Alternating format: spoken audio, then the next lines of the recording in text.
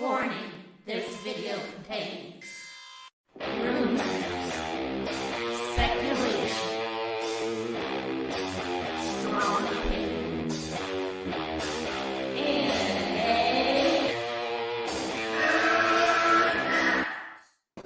What's up, everyone? How's everyone doing tonight? Pretty damn good. You ready to go to the movie Great. theaters? Unfortunately not. Not a chance in hell. Not a anytime soon. I wish everyone the best in their families. That's all I could say. There's lots of different Thank you. opinions how to handle all this shit. But main thing is I wish everyone the best. That's all. Yeah. We'll get through it. I think. One day at a time. Yeah. At least as long as I get to see the damn Snyder cut, I'm happy. If Well, I don't- unfortunately, you don't have to worry too much about theaters for that. Possibly. Yeah. Possibly.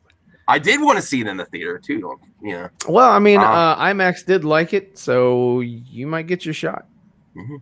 I want to buy it physical. As soon as that pre-order comes Oh, up, definitely. I'm pulling that trigger because sometimes the way streaming is going, you never know how long that'll stay physical and limited. I don't know. I'm buying it physical if it ever pops up. Yeah. Okay. Yeah. I know. I'm all about physical. Let's get physical. No, I don't know where that came from. Nerdy in many ways for Blu-rays.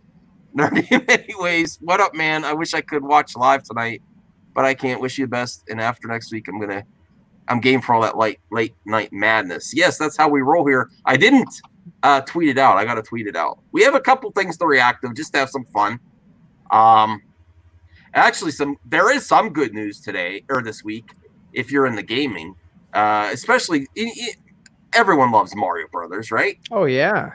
Oh, That's my top game right there. They are teasing, I think the 35th anniversary of Mario Brothers, and they're gonna.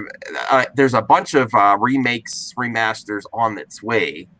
I'm really looking forward to Mario Sunshine if it gets remastered. That's a game that I think will really improve with high def reimagining. I mean, not that they're really going hardcore on the graphics, but I think it'll look really good on widescreen. Yeah. Yeah. And did you play? I know you have a Switch, Ryan. Did you play the new Super Mario Odyssey? I think it is. Odyssey. No, the one with the hats. No, I didn't play that one. I saw it and I was like, you're throwing hats. Everybody has a hat. Yeah, I bought I don't wear it. hats myself all that much. I bought it and I got bored of it. Yeah. No, when I got into the Mario Maker.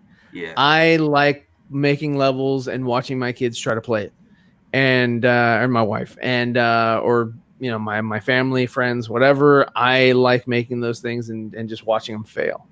That brings me joy.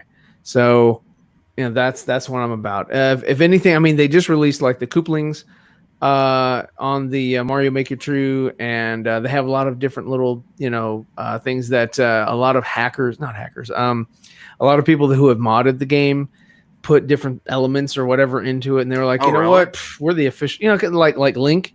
They put Link into Mario Maker 2, so you can get sort of like a mushroom, but it's the sword, and you become Link for the rest of the for the level whenever you hit the sword. So yeah, it's cool, and it changes the music. They just put in Super Mario Brothers 2 as far as getting a mushroom and turning you into him, and then you can. I have it, and I don't play. I got what, Ryan, if you're up for it on the Discord, maybe. Give me your friend code so I can play some of your levels. Sure. Yeah. We'll do that. I want to get back into, especially since the Mario anniversary, and then they're hinting at a new F-Zero. Hell yeah, F-Zero. Hell yeah! I remember favorites. that on Super Nintendo. That was like one of the first games on that thing, and that was it was fun. I mean, looking at it today, like all the YouTube, I'm like, wow, that was really low tech. It was so cutting edge though back in the day. I remember. Back then, it looked man. awesome. I was like, dude, this is great. I mean, I even got that Virtual Boy for a little bit. I rented it from not Blockbuster. Yeah, it was Blockbuster Video, I rented it, set it up on the kitchen table, played it once. I think I played Tetris on there, and I think they may have had a Mario game, but it was all red. It was like different shades of red, and it was just like, nah, I'm not into this. So I went back to the Game Boy. Yeah, the Star Fox game for that was pretty cool. Yeah, They had it set up at the Sears, and we go down and we go play it at the Sears at the mall. that's cool. Oh, That's Mr. cool. Mr. Freeze is coming in. He's coming in hot. Yeah. Let me get to the chat before we get to some reactions. I like reacting. I don't know. I'm weird. I know it.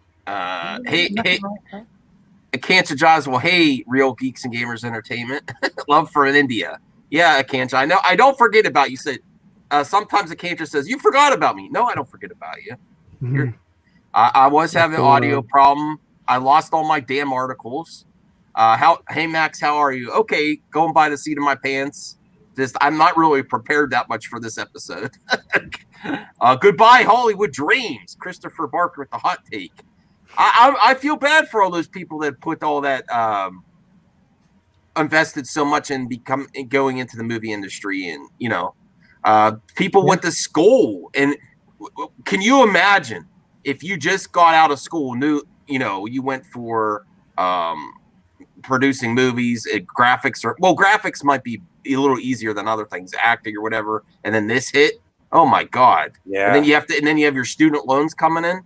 That's some serious student loans. Yep, definitely. I kind of know that to a smaller extent. When I started going to automotive schools, when the manufacturers started falling down, so I was like, oh no. Yeah, people's hopes and dreams. It's rough. So let me see here. Yeah, 2020 is a bullshit year. Although some of the best things are still happening in this year. Like we got the Snyder Cut announcement. Yep. It's actually being worked on this year. Like we'll see it in 2021. But if 2020 didn't exist, we wouldn't get it. Because I'm sure we would have gotten it anyway, even if all this stuff didn't happen with the virus. I mean, but it was a foregone conclusion, I would say. But they're putting the final touches on though. Headbang as much heavy metal as possible. Because the hellish apocalypse. Let's raise some hell. Man, Christopher Barger. He wants it to get mad in here. All right. Hey, Obi-Wan. I have to make an apology. Not to any Signors, but to Obi-Wan. He said, you don't need to apologize to him. You need to apologize to us. Shut up about it. I'm tired of hearing. Okay, Obi-Wan. Point taken. Okay. Where's your son? Mad Matt. I don't know. Mad Matt. He is playing the Switch right now. He's playing what is that? Super Smash Brothers. He's trying to unlock all the characters. Oh, that's what he's up to tonight. I was doing that for a while and then I stopped. I didn't buy did he buy the DLC characters too, or? No, not yet. Okay. He has about maybe 20 characters unlocked. And he recently got it. No, we've had it for a while. He kind of floats back and forth. He plays a lot of computer games. He plays a lot of Call of Duty, and he's playing Twitch all the time, just trying to sort of like live stream on there with his friends or whatever, over at Mad Matt Vids on Twitch. But tonight he decided, because we just came back from vacation, so tonight. Oh, how was it? Oh, it was good. It was great. We had a lot of fun. Share, because everyone's stuck at home. Like my wife is going nuts. She's like, I'm so tired of being at home. I agree. And to be honest, I mean, the beach was crowded. I mean, we go every year, and this year it was like tent to tent. Everybody had their tent pitched up. So I mean, it was definitely, everybody was having cabin fever trying to get out of the house. And I mean, we do it as every year anyway, so it wasn't really out of the irregular for us. So did that for a week, and yeah, we had a lot of fun. Went out to eat and all that, and did the whole put your mask on, take your mask off, that ritual. It's a weird existence anymore. It really is. Yeah. It is. It's strange to see people standing outside of a Buc-ee's or whatever convenience store, and they're just like, they're going in with masks, and it's like, all right, generally back in the day, anybody going with a mask is going to come out with some cash. Yeah. Well, Well, I usually only wear the masks when I go inside of like in stores and stuff. I don't wear the mask when I'm outside, like in the open. Right, Okay. 'Cause, right, like, I right. mean, what's the point of wearing a mask outside in the There. open? You know what I Well, I mean? mean, it's the air. You know, I mean, the air I is wear a meant to mask all the cleanse. time. Well, Oh, I mean, you only you're wear it used to on it. This is there's the no difference. We're actually conforming to Mad Max. Yeah. So I do need to buy a new damn shaver. I forgot to get the shaver. Oh, look at that. Hulk's oh horrible. man, Almost hey, I got stepped some stubble too. I haven't shaved yet. So on. Yeah. but yeah, no, there's a lot of people who wear masks in their cars, which is ridiculous, and they Yeah, wear that makes- gloves in their cars. So whatever they were touching on the outside, they're bringing it into their cars, touching the steering wheel, touching the console, because they still have their surgical gloves on. You got some people driving with goggles on, this big goggles that you use in like chemistry lab, and I'm like, dude, you're gonna get somebody killed not gonna get driving your around like eyes. this. You have no Goggles. peripherals with those. Yeah. Yes. So No, I take my gloves off when I get in. I do wear a mask if I'm like opening my window for pickup or something, just to keep the people safe. well, I mean, okay, Good. think about this. You give somebody a credit card, right? So you're Yeah, it's touching the all on credit there. card. Oh, They're yeah. touching the credit card. They're touching giving the credit Yeah, card yeah, back I to you. have hand You're putting it back in sanitizer. your wallet. Right. Come on now. I mean, this is redonkulous. Yeah, no. I have hand sanitizer whenever I do transactions. Right before you give the card. Yeah, You no, give when a I little, get a little no, dab, when I I get don't it want when you I touching my card. no when I get it back. I'm not, Man, I'm playing like Russian roulette compared to you guys. I deal with Yeah. cats every day. It's like, Uh-oh. Yeah, well, hey, it's But I like do my have- friend. We went to a strip club way back in the day, oh and sure. yeah. Sure. and I said go there, put the dollar in your mouth. He's like, all right, yeah, I'll put the dollar in my mouth. The girl comes over, is like, you don't know where that dollar's been? It's like, girl, I don't know where you've been. Shit, I would have said, so you mean you don't want the dollar? I don't know. Oh no, she took it. Yeah, She took it. exactly. Yeah. But I do gotta get a kick out of the ones that like are totally suited up, and then they cash a card, and they're like, hand you cash. I'm just like, They're like Apple Pay. seems yeah. It's like we're encouraging that now. Yeah. Well, I mean, I saw a lot of that in the beginning, like on Twitter and stuff, but Yeah. I don't really see that anymore because I think people are starting to get a little like fed up with like the lockdown orders and all this other stuff, and they're kind of like starting past to that calm point. down. Yeah, Yeah. no. The problem is that there's just it gets so fast that there's not we're putting too much stress on the healthcare system and the workers. That's the problem. Like, Well, can yeah, you that too. can you imagine if you've been doing this job since the beginning, and there's a constant flow of patients, like you never get a break. Yeah. And every time, if you make one mistake, you get it. Like you're dealing with patients. If you like, when you go in the mundane day-to-day life, some people make a simple mistake. If you do that with this type of situation, you could get it. Yeah. Well, I mean, we work with people in like the fire marshal, and he explains to us, that his workers, they'll have to get their hazmat suits on and do all kinds of crazy rituals, just to be able to function. So it's definitely changed the way that we handle things now. But everybody is just there's a constant struggle going back and forth to we want things to go back to some sort of normalcy. Which I'm not seeing that. And that is the same thing with like what you were bringing up your first point as far as like going back to theaters. I mean, you're going to have those that like nonchalant, like, give me some M&Ms and give me a drink, and, you can sit, away from me, but I'm still going to go to the theater. And then you got those people who are, who, if you were a germaphobe to begin with, this is only enhanced that. This is only amplified that. So you got other people who are going to narc on other people for going out and doing whatever. So it's just, it's a weird climate out there. So I wonder if I still have this. I made a funny. What's up, Enosh? Oh, Enosh. What's up, Film Gob? How are you guys doing today? Oh, Film? Yeah, Film Gob's Yeah, here. Film Gob's here in the chat. Morning. And Akancha wants us to bring him on. He said, please invite him on. Who? Lo Henry. Akancha. He said he wants us to invite him Film on. Phobics in the house. I could invite Film Gob. I don't know if he's busy or no pressure. Film Gob. Oh, damn! I hit the wrong thing. I've had an interesting couple weeks. Yeah. All right, let me get to the twits. I still am on Twitter. Here it is, in case you can. Everyone wants Film Goblin, but I don't know if he can or not. He might have plans himself. Well, yeah, I mean, morning. Well, I mean, if he's commenting in the chat, then that more than likely means that he's available, because that's how Ben's movie channel always gets Film Goblin, is that he posts a comment in the chat and then he gives him the link. Okay. So Christopher Barker says our God Snyder will liberate us from the apocalypse. Justice League, Zack Snyder's Justice League is that important.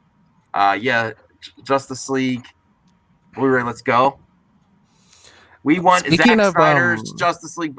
Oh, yeah. Cancer remembers when I said that. I said if it comes of okay. the Blu-ray, I really hope that they release a Blu-ray of Zack Snyder's Justice League that has like the movie as one complete thing, you know, like, because I don't really want to watch the movie as like a mini series. I want to watch it as like a full 4-hour plus movie, like, you know what I mean, like a complete experience. Sure, Okay. sure. You'll get that. You'll get that. Well, sci-fi. You gotta start getting some of these streaming services so you can cover it with us, because you're gonna be in there, Mr. Freeze, when we're talking about the Snyder Cut. Yep. or at least do a free trial or something. I don't know. Yeah, do the free trial. I'll figure out something. Oh, he's gonna figure out something. Hey, Enosh, how's it going? Evening. I'm here. Oh, Okay. Wait. Our thoughts go out to you and your family. Hope Trish-tastic is okay. Yeah, She had a rough week, I think. Yeah, Tiftastic is good. Yeah, she was just dehydrated. She was my son's speaking of this whole topic that you guys are talking about tonight. My son's graduation party is tomorrow, and yeah, I'm always concerned about that, because I had another friend call me today, and my drummer in my band called me today and told me that he couldn't come because they had been exposed to it. And I was just like, oh my gosh. Yeah. Well, what happens, or what happened over here with us is for graduations is that they see people 6 feet away. Yeah. They do it. I want to say virtually, where they have the person just stand where they are, call out their name and then, sit back down or whatever. And then, after that, they're like, okay, everybody go back to your cars. No pictures. And the kids are like, we're going to go take pictures with our friends. My son's graduation actually went pretty well. They took him around the school, like in a line. And so you were just with your group, and then you came in, into the main. Hey, look at there. How's it going, Film Gob? What's up? What's happening? Geeks and Goblins. Geeks and Goblins. Okay. You're coming out with some great vids recently, Gob. That short sci-fi really likes your shorty vids. I like them too. Absolutely. Oh yeah. Shorty McShorty, he's still asleep. Oh yeah, I posted a clip of one of Shorty's older videos where he was reacting to Captain Marvel, but at like 2% speed or something like that. Oh, I don't know who did that. I'm not. I don't. I'm actually the one who recorded that. I recorded that myself and I posted it. I'm to actually my the mastermind behind speed. Actually, all accolades go to me. I invented this thing called like high speed, and I've had a few interesting weeks, Film Gob. I had I wasn't gonna bring it up, but since Film Gob's here, I get a pass, right? Do I get a pass, Jack? You know who? Mr. Signor got on my stream. I saw that. Everybody's talking about my face when that happened. I was just like, yeah, complete switch. I was like, oh god. I think Ryan wasn't prepared. I was not prepared for that. When it came on with the mask, I was like, I don't like that. I'm sorry. I know the character, but I just something about that. What happened was I woke up. Dude. Usually, around about this time. Usually, I'm not up this time, but I can't sleep, so I thought it's about 6 a.m. and I came down. I saw my YouTube subscription, and I saw you were live. I was like, "Oh, I'm catching Max Lives, awesome!" And then as soon as I clicked on it, it's Matt Jarbo going off on Andy, and then Andy joins in. He says, "F you, Matt Jarbo. F you, Matt Jarbo. I don't really want this first thing in the morning, so I thought I'd go and get my breakfast. I'd go for a walk. That could have been any stream anywhere. Is FU Matt Jarbo? Yeah. he gets a lot of that across the YouTube. Matt, are you listening? Are you there? Yeah, Matt's in the chat. Oh, he is. That yes, could be he is. That's funny. Hey, Gob, I gotta tell you, man. I really respected the way that you handled yourself. I know it's been a while now, that a little over a month, but I hadn't really watched a lot of your stuff until I caught you on Jody's on the corner until I caught you on the corner with Jody and Andy. And I got to tell you, man, I really respected the way that you handled yourself, that you really kept your decorum about you. And I thought that was very admirable. Admirable or stupid. I don't know which one it was. I went on late at night. It was like midnight my time. Yeah. And I was like, why are they calling me racist? What's going on? And I went on, and I should have just left after like 10 minutes, but I thought I'd give them a chance and because I was listening to it see what they have to say. But yeah, and then after the stream ended, I was like, all right, okay. If I have anything to say in the future, I'll directly say it to Jody. It's no problem. But then they started again with the Snyder cult, and I don't accept that. I don't accept that. No. Well, I mean, what he tries to do is he tries to like distinguish it. Like he says, like, oh, well, I'm not talking about Snyder Cut fans. I'm talking about the cult. Like the cult are the ones who are the haters or whatever. And the thing is, right? It's not as simple as that. There's at least 4 factions in the Snyder Cut movement. There's about 4 of them, and I'm pretty friendly with all of them. I don't want it's fight. Yeah, we all wish Jody the best in the future. It doesn't mean we can't criticize him. Like my biggest issue with all of this is he lumps his critics with actual toxic people together to brush them off and not really address to legitimize his stance. That's what. And don't push this cult thing. I think it's over though. I'm still gonna cover them next time they do. I'm sure Film Gob will be on it too if they do something silly, which is fair. This is YouTube.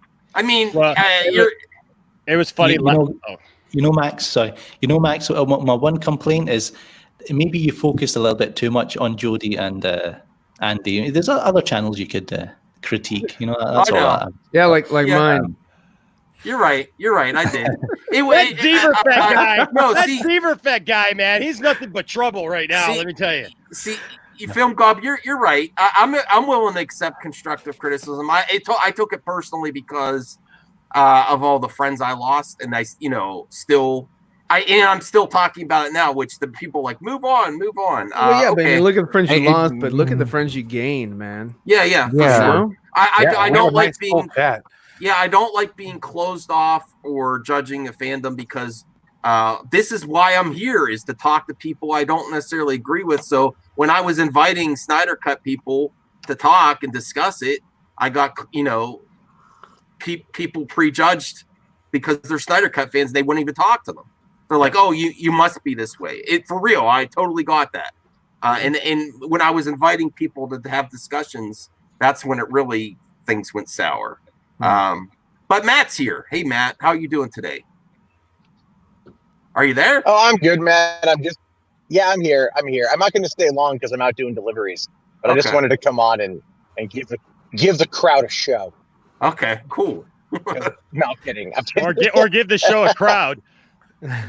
So, well, since Matt's here, my first topic was going to be talking about movie theaters, and I didn't watch John Campia's video, but he had a video about about movie theaters maybe not coming back till mid-2021. I didn't actually watch it. I don't know if he has sources or inside info, but this video is supposed to be a reaction video, right? Because that was in the title. I know, but Film Gob's here. I don't know if he wants to react to Campia.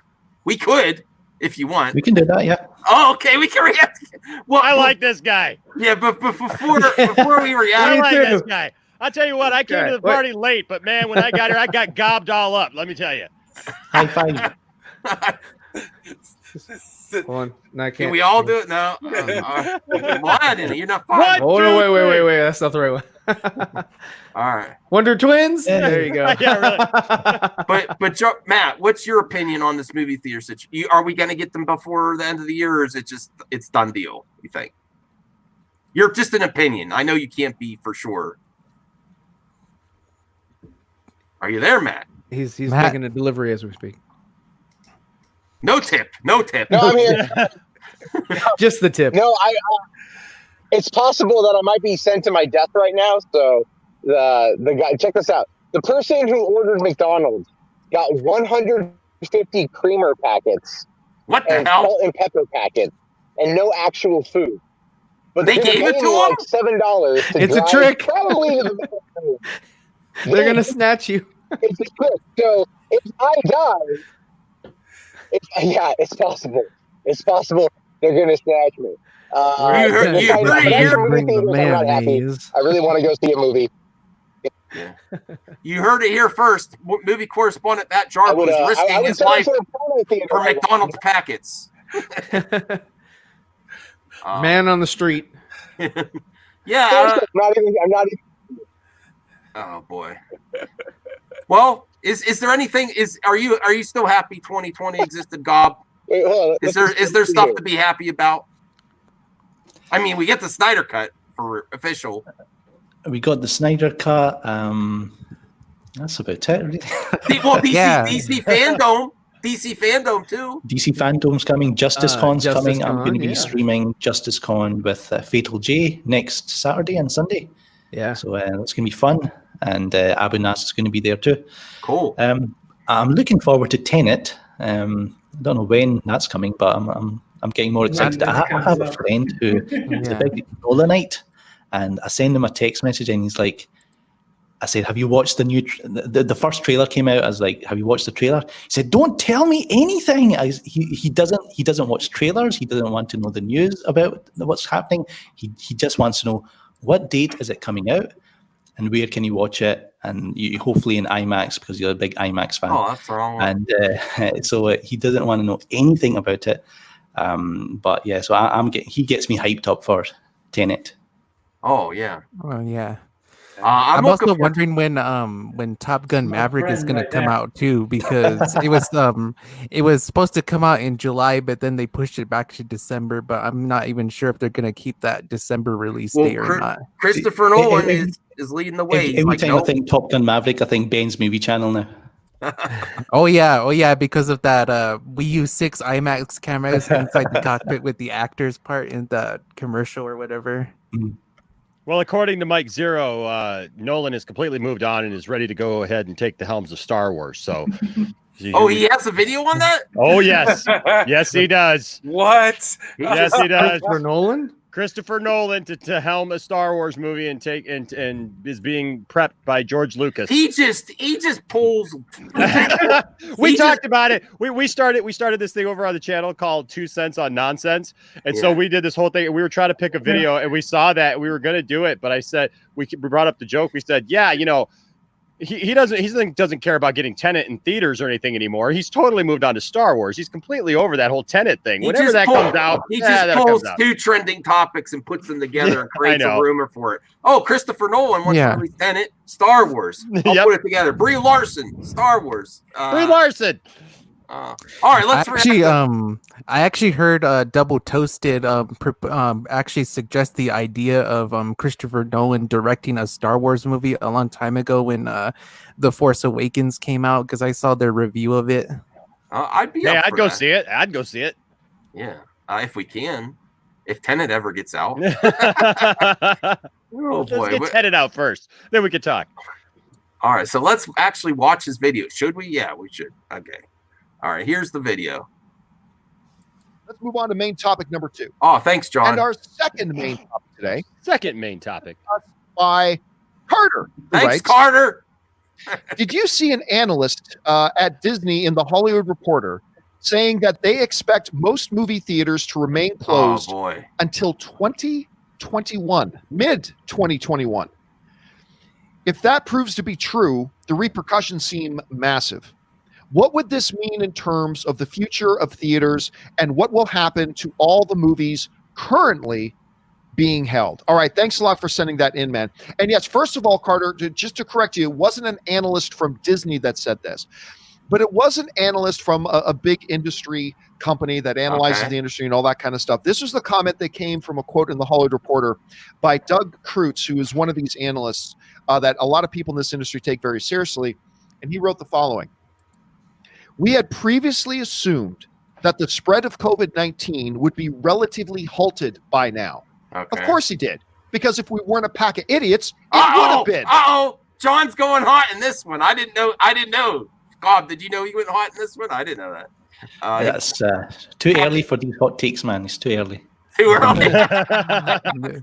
He's going full camper. He does that. Look at his face. He's ready. Okay, I love this type of campia. Because we flattened the curve. Remember that? Oh! Good times. Oh, everybody. Jeez. He's pissed off. Listen, John. We're all suffering. You still get your super chats every day. Be happy. He wants to talk about new movies. Is the problem? Okay. He became jackasses, and it spiked again. Anyway. Okay. Am I a little bit bitter about that? Maybe. I don't know. We assumed that the COVID-19 would have been relatively halted by now, with social distancing requirements significantly lessened by late 2020, Kreutz wrote. We have now extended that timeline out to at least mid-2021.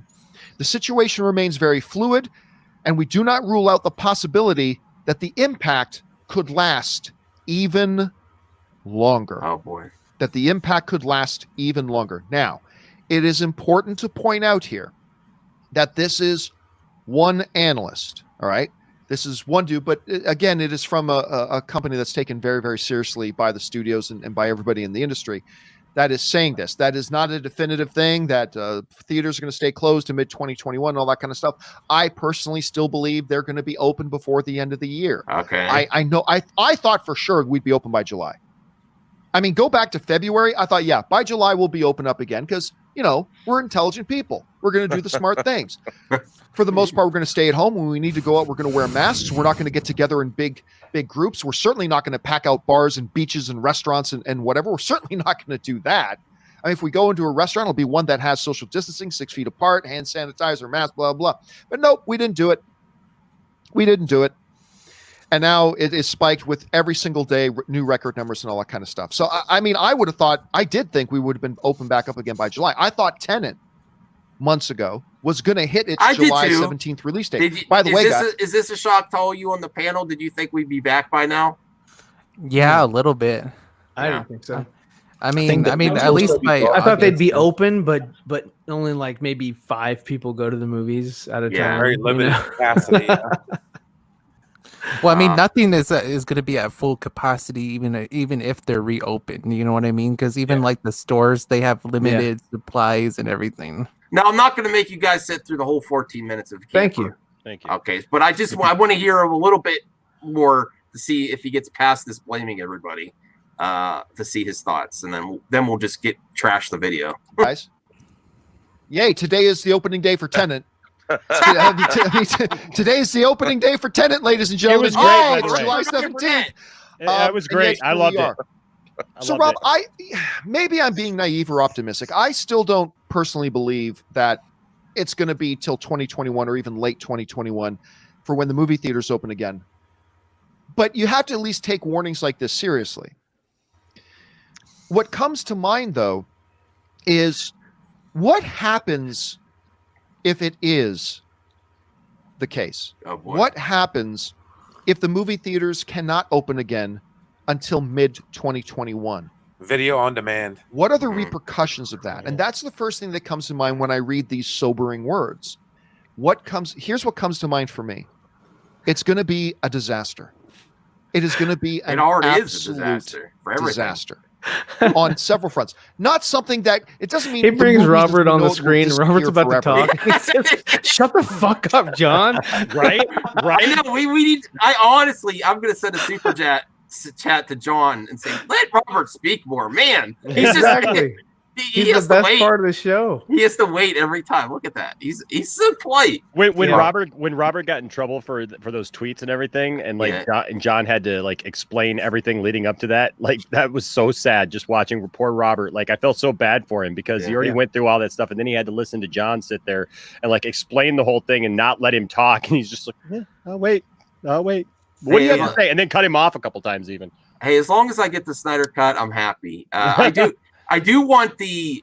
I like movie theaters. I honestly don't know if I'll rush out, and I don't want people to lose their jobs, so it's hard. I'm all for streaming services though, for sure. We'll listen to a minute. We'll get to the 5-minute mark and then trash it. That's not what I'm saying. You know, disasters happen, and you get back on your feet and you recover. When Robert speaks next, be a disaster nonetheless. Let's just start with point number one. We're going to be here a while. To understand is that it's not just AMC. AMC will be done. AMC will be dead.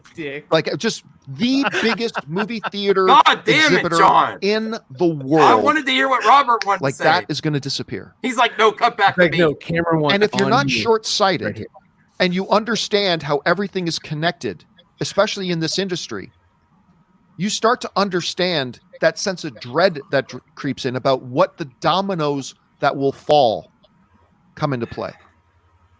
Because the movie studios, they make their money in movie theaters. Oh, really? Wow. So now, if AMC can't open again to say mid-2021, they're out of business. They're gone. They're dead. That's the number one movie theater chain in the world is gone.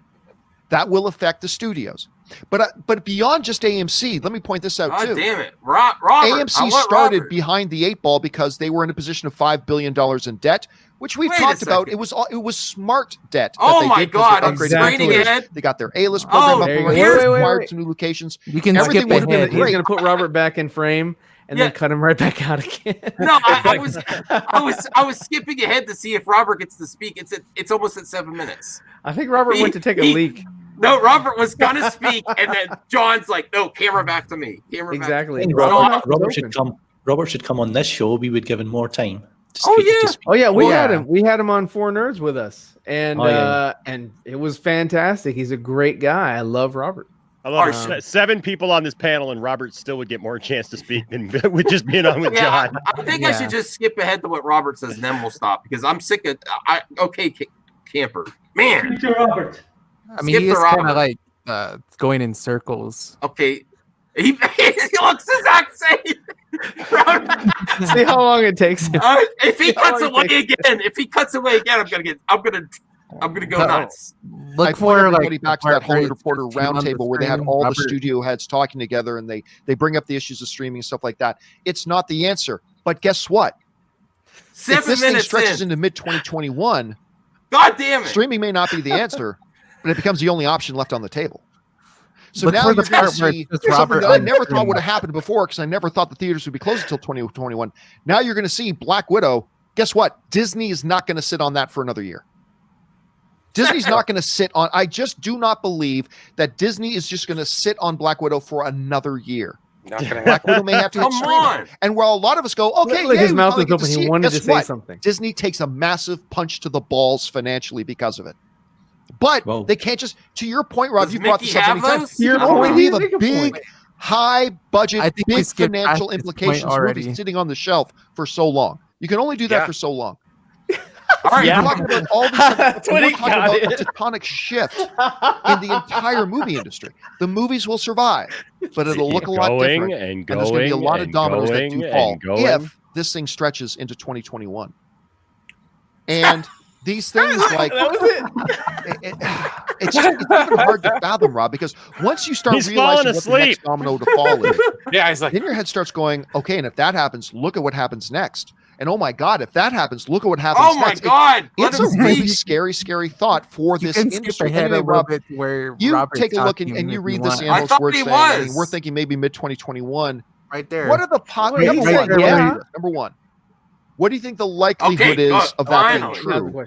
But then secondly, if it does turn out to be true, what do you see as being the implications? 9 minutes in. Well, first of all, I think that movie theaters are probably going to stay closed in the United States. You know, they're opening up in Germany. They're opening up around the world, places where people have been more responsible than we have been. And they've tamped down this virus. I mean, there's a reason why there's only like 2 countries left on the earth that will allow Americans into their borders now, something nutty like that. And I think that movies will probably open. And what's going to happen, I think, is that these big budget tentpoles, the problem is, John, those movies are made with borrowed money. The studios don't just have $200 million lying around in a vault somewhere that they use to finance their films. No, they borrow that money from a bank. So there's interest payments that have to be paid back. And their entire business model is structured on the fact that they know when a movie's going to come out. And if they borrowed $200 million to make a No Time to Die or to make a Tenant, they know that, okay, on July 17th, today, the money was going to be coming back to the studio, and they can start making those interest payments and paying off what was part of that production budget. But now they can't. So then the interest payments increase. So eventually the studios, like you said, they can't sit on these big tentpole movies forever and not have them, especially when you have more than one. And they have to start paying back the money they owe because they're increasing their debt load on a daily basis. So I think what's going to happen is, if America can't get its act together, and right now this pandemic is raging out of control, more so than it did ever, we're never going to get our theaters open, but other parts of the world will. Wow. And I can see that the studio's like, well, you know how we would get movies first before the rest of the world? We're going to be the country like Japan or something that gets it last, unless it's a worldwide release. I could see that happening.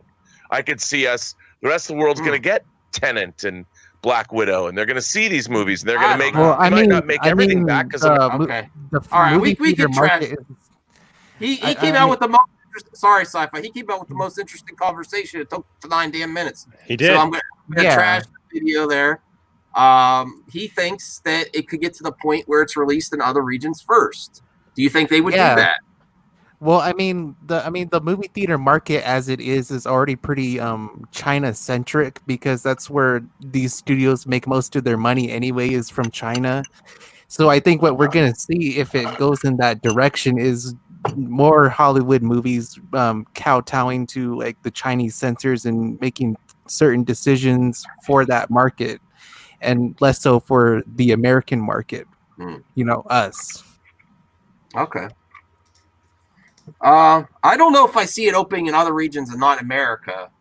Not that we're privileged or something. I just thought because it's not as big as market as it used to be. Like the other regions are bigger, but they need the profit margins of movies are not as wide as you think. They need every region to make profits, and then also you're gonna have to deal with pirating somehow. A lot of bootlegs going to come out that way. People will be pissed and they'll just pirate. Honestly, they're not going to say, "Oh, somewhere else in the world's getting Black Widow and I don't get to see it because I'm in America." They'll pirate it. Kind of like they said. I mean, to a certain point, the enthusiasm for, say, Black Widow, I mean, it's going to go away. So, I mean, it would almost make sense to do like the WWE pay-per-view model. You know what I mean? Where it's $25, you know, and you get to watch it for 2 days. Yeah. You know what I mean? Yeah. Yeah. And that's really pretty much the only way that you're gonna be able to do that, because they got to make their money back. You can't just put it up on a streaming service. You know, just what happened. What was the Hamilton thing? Disney Plus took away the option to do a free trial when they put Hamilton. Oh, I didn't know that. Yeah, I just saw that today. They took away, because I have the DC or the Disney Plus. I have Disney Plus, and so I didn't, even notice that. But apparently, they took away the option to do a free trial because they knew that if you got a free trial, all the people who wanted to see Hamilton would just rush in, watch Hamilton, and it'd be done, and then they wouldn't have a reason to actually stay and subscribe. And so, they're going to have to do something like that video on demand kind of option where you have to pay so much money guaranteed to be able to watch those bigger name things. And that's a real problem, because I mean, like, I even know, like, with what I do for work, working in the size church that I work in, it's a real toss up because you just don't know what to do. You know, when you got a huge auditorium and you're trying to facilitate so many people and you're already blocking off whole rows and whole sides, and we got one side that's like all for masked people, and our auditorium seats about 2,000 people. So you got a whole side that's for masked people. You got a whole side for people who there's the option there. But like people just don't want to do it. You know, there's people who have to do it because of health concerns and things like that. And then there's just people who they just don't care. And it's hard because you don't want to get into, it's become politicized now. Yeah. And it's like, you can't just say, hey, let's just do this to put people at ease, you know, and it's become a hard topic to even discuss with people because they're so adamant. They think that it's just going to go away. And we've got to take measures to make sure that it does go away, because otherwise our whole entire life sound like camper. Like camper. I mean, it is. It's just our whole entire life is changing, and here it is mid-July, and this whole year's just gone by. And when are we going to wake up? Here's my take on them. We'll get back to talking movies. Is if all it takes is to wear a mask, even if you disagree with it, for people to get back to work in the world economy, I say, why not try? I mean, so people, so we don't overwhelm the healthcare system. I feel really sorry for people working on the front lines, constant people coming in. They also have to, when they get home, they have to probably distance themselves from their family or something. I don't know. It's it's crazy. I really feel for people working in the health industry right now. I mean, I used to have like a love-hate relationship with cinemas because I had a cinema pass and I could go in any time. I would usually go in the morning. There'd be less people, right? So I don't have to sit next to others, right?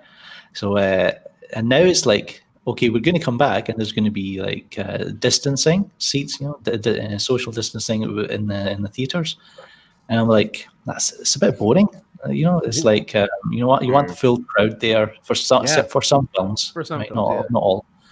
And I just checked my local listings, and it's like I think they had announced Cineworld said they would open up this month, but I think they're ready to open, but there's nothing showing. So okay.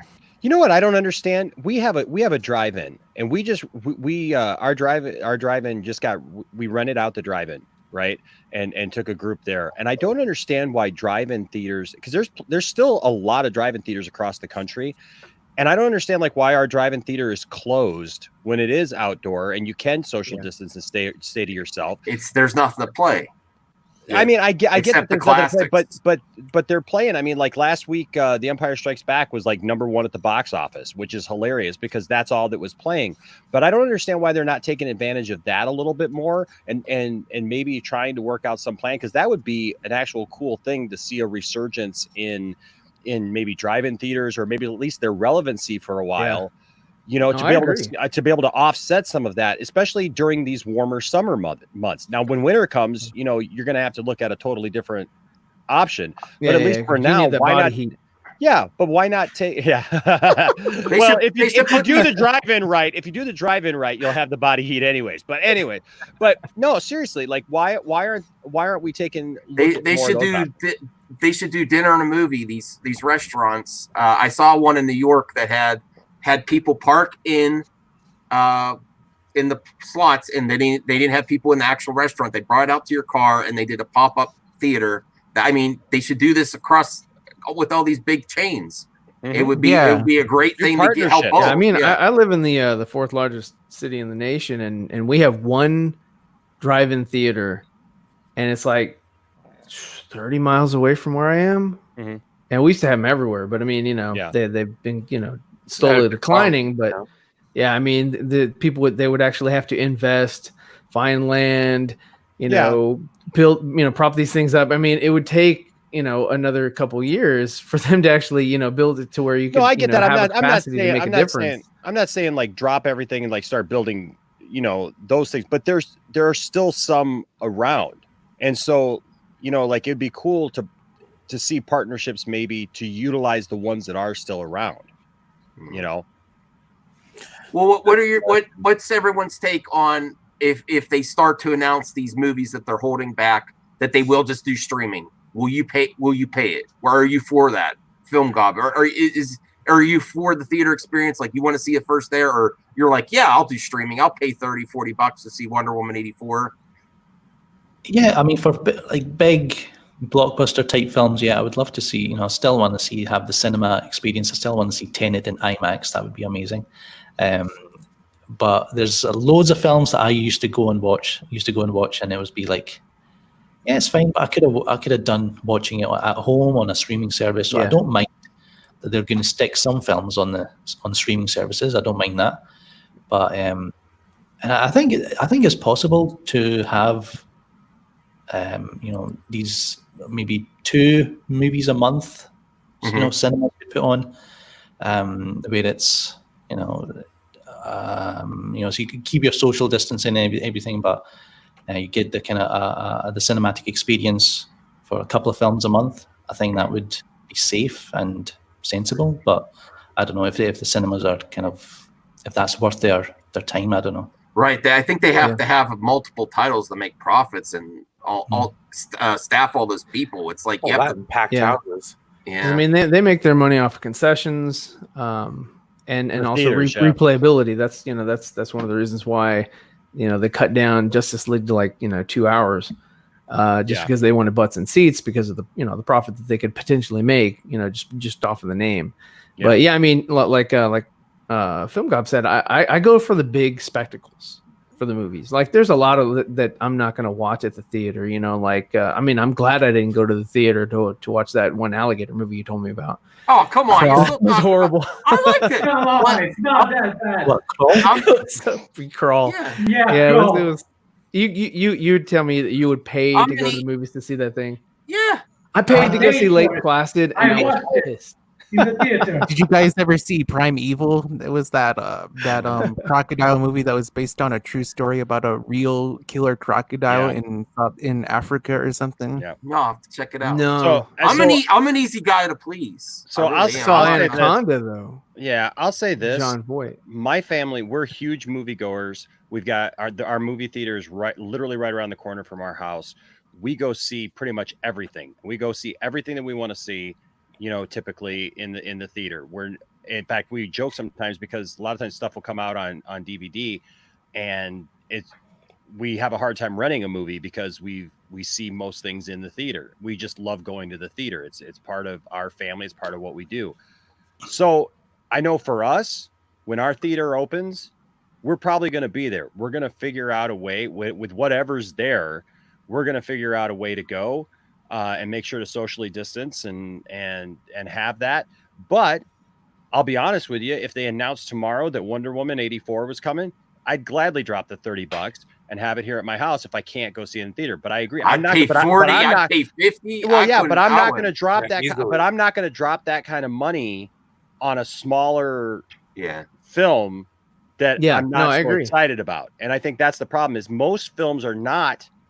These tentpole films, the tentpole films are there, but the problem they're going to have is like a smaller film that you would go see like as on a whim on a Sunday afternoon or something like that.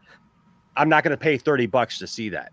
It might make sense for my family because there's 5 of us. It. Kind of like Avatar or Aquaman or like maybe even a like Jurassic whatever. Just to see, some big dinosaurs running across the screen, just sort of like get engulfed in the film. Whereas like if you're watching some rom-com, I mean, there's no, and it also depends, I think, upon the size of people's families. Because if people are single, they're not going to drop $30 to see one movie. You're not going to drop $40, $50 to see a movie. But like for my family, it might make sense if it was a movie that we were interested anyways, because we would have already paid that. I mean, I think it would be a $40 or $50 event, kind of like they do for the fighting events or whatever, just because they know that friends are going to come over to the house, they're going to sit down, they're going to make an event of it or whatever, they can social distance inside their house for all they care, and get the popcorn, pizza, all that, and then have a good sit down movie at the on their big screen, 90-inch LED Samsung or Sony pay-per-view basically. Well, Obi-Wan has an interesting comment. I'd like to answer Obi-Wan's question because I think I know a little bit more about this. Okay. Yeah, it is true that they make a lot of their money in China. Like they get bigger box office returns from China because it's a larger market, and that's why you see all these studios, they put a larger emphasis on China. And it's a growing market. Other regions of the world are actually slightly declining. There's like in America, they're not like there's not a big influx of new customers. It's just existing ones. Where China, they didn't get major releases in the years past like they do now. So it's growing. Oh, it was growing. So I think that's a prerequisite though that you have to put on that statement, because it's not that they make most of their money or more money there than every place else. They make a lot of money there. But it's not the number one place where they make their money. I think that's really the question there that Obi-Wan asked. It's not that they make more money in China than here, or other places. It's important to stay profitable. Yeah, it's growing and it's profitable, and it's definitely something that they can't afford to lose. Yeah. All right. I think having a home cinema. I think people are kind of building their own home cinemas now. It's like I have one. Oh yeah. I'm trying to. If you blow me up full screen, Max, you'll be able to see the big empty space in the background. Oh yeah! You're going like the pool boy. You're gonna have screens everywhere. I'm saving up for a TV and a sound bar, and so it's kind of almost done. So. Oh yeah, you already got doing it right. Mood lighting. Bob. Won't need to go to the cinemas anymore. Yeah. Oh, you're really building up that room then. You got is that your Blu-ray case back there? Yeah. Even got like soft. It's like it's a little blur. It's like the Campia show, like the really good camera angle. It's like that's a DSLR camera, right? Yeah. So yes, I had to get the room redecorated, because the ceiling came down from the leak. It's weird. Like it's like you didn't have a GoFundMe for your ceiling. No. So that's the YouTube way. I've seen stuff like this. That's why I was. So I think it happened the 1st of March. So the ceiling came down, and got the insurance involved. And there's a guy he helps out with kind of stuff, redecorating. I know him quite well. What kind of ceiling is it? Sheetrock or something different? It's just kind of plaster. Plaster. Oh, okay, yeah. But he did a really good job. He redecorated the room. It would have taken like a week, but it took 3 months because of the lockdown. So just slowly getting there. So finally done. And I just need a TV because I want to start watching my Blu-ray collection. Oh yeah, I have a huge. I buy them. Do you buy steelbooks or just regular Blu-rays or? Usually collector's editions. I used to buy steelbooks, right? And then I realized, wait a minute, these steelbooks have just got one disc in them, and there's no special features in them. Yeah. So then I started looking at, all right, so you've got Criterion, you've got Arrow Video, you've got all these distributors who do the really nice special editions, and so I started following them. And so built up. Are you a proponent of physical media? Yeah. I used to watch like VHS, and then I missed out on DVD. I was never into DVD. I was still buying VHS tapes, and then. That was the best era for special features. If you're like really a fan of movie, there was the most special features on DVD. And sometimes I never had a PlayStation 2. Oh, okay. It was great for like if you were a Star Wars fan, because then you had all the different behind the scenes of George Lucas telling you that there was like 12 movies or that there was 9 movies and there were 6 movies. Every time he changed it, he's like, "Oh no, it's always been this way." Yeah. Steelbooks are a scam, MX. Documentaries, basically. Since Film Gob's here, we'll talk about his favorite topic, Marvel. No, Marvel. You're not. Brie Larson again. No. You're not much of a fan of the MCU, from what I gather. What do you think about Hawkeye's finally getting a series again? Isn't that his daughter? The show. Yeah, exactly. I like Hawkeye. What's that? Hawkeye should have died. Black Widow should have lived. What was the headline? Hawkeye should have died in the first Avengers. Yep. Oh, you don't like Hawkeye? He's like the Green Arrow. He's got no powers. Like Green Arrow is more interesting than I like Green Arrow more, but they're both kind of useless characters. Well, because you know what, you have a finite amount of arrows. This whole idea that like you can just keep going to your quiver in a huge battle in New York. If the arrows were like hard light, like a Green Lantern or something like that, to where it's like it's always there, and it's some different material. But that's his that power, kind of manifests itself because of your the quiver or because of whatever glove you have or maybe the combination. Then that'd be cool. But it's just you've only got a couple of arrows. It's kind of dumb. Maybe Disney made the wrong choice for being who's Disney. Who's the trio of directors that they're hiding? Who are all right. Let me see. I should have pre-read it. The Wachowski sisters. Oh yeah, Amber not Finlayson, Brie Larson is directing. Katie Elwood, best known for Troop Zero, as well as Rhys Thomas, director of Staten Island Summer, and John Mulaney. I never heard of any of those. I wanted to see that Staten Island Summer that just came out, but I don't know these other people. Nolan is going to direct Falcon and Winter Soldier. I'm still an MCU fan, Bob. I am. I'm not. DC's my jam, though. Oh, shaking your head. You're not coming on anymore. Okay. I know it has problems. Hey, look, me and Zeverfett will take him. Okay. Any day. That's right. I'm interested to know. Have you watched the recent movies though, Film Gob? Have you watched them, the Endgame and? I watched the first phase, right, and I quite enjoyed them, right. Okay. Then Joss Whedon's Avengers came along. I was like, oh, it's the Joss. You liked them before they Disneyfied them. Yeah, what's mean, because that was a different studio. I think it was like was it Universal? Yeah, it was Paramount. Yeah, I mean, it was Universal. a different beast. It was you had Iron Man and Incredible Hulk with what's his face from Fight Club. Edward Norton. I missed him, and that was a good movie. I liked the first phase, and then Joss Whedon's Avengers. I was like, I don't. I didn't like the Avengers that much, and then the Avengers: Age of Ultron was even worse. Yes, and then the Avengers: The Justice League was even worse. Yeah, I watched MCU. I watched right up until Civil War, and I was like, Civil War was so.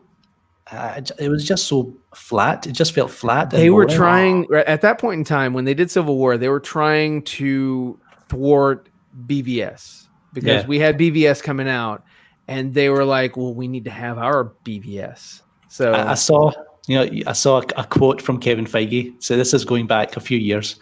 And someone's asking, what was the sudden change with what was with the sudden change in direction with Civil War? And he's like, oh no, we're just sticking to our plan. We're just sticking to our plan that we've always stuck on. And then so I saw that quote just the other day, but then the Russo brothers were like, oh no, well, yeah, it was BVS. So that kind of blows away the MCU fanboys there. They're we've known this since they've planned this since the beginning. Yeah. I like Civil War a lot. That's one of my favorites. with the MCU, I agree too. Like those early movies were great, but then all of a sudden every movie became basically a big commercial for the next movie. It doesn't have this. Then they started showing you the cookie cutter of what it was. Yes, so like when you see Ant-Man or you see Doctor Strange, it's the same damn setup. They just changed the villain and they changed the hero either. Like, and it's the same shit, just a different flavor. Even though they deal with some people dying, it's not like in Batman v Superman where you feel the impact of Bruce. Well, look at even the battle in Civil War. As cool as it looks to see all your heroes going at it, they even say we're pulling our punches because nobody wants to actually hurt each other. Nobody's actually fighting, and Rhodey gets hurt, but he falls out of the freaking sky. And then by the next movie, we've got some technology that he's fine now. Like there's absolutely no consequences whatsoever. Yeah. Until Endgame. Yeah, but then even Endgame, man, it's like every movie was just you get like 5-10 minutes of actual movement in the story because you knew that you had to watch the next movie until Captain Marvel, and you didn't have to watch that shit at all. I totally agree. That movie, if that movie is not sandwiched, $1 billion. That was $1 billion. I rewatched pulled out recently, from people. And I kind of like Captain Marvel. Captain Marvel's a badass. I subscribed to Brie Larson. I like Captain Marvel too when it was called Shazam. Exactly. Wherever you are, I don't know where you're at. Wherever you are, I'm up here. You can't catch me.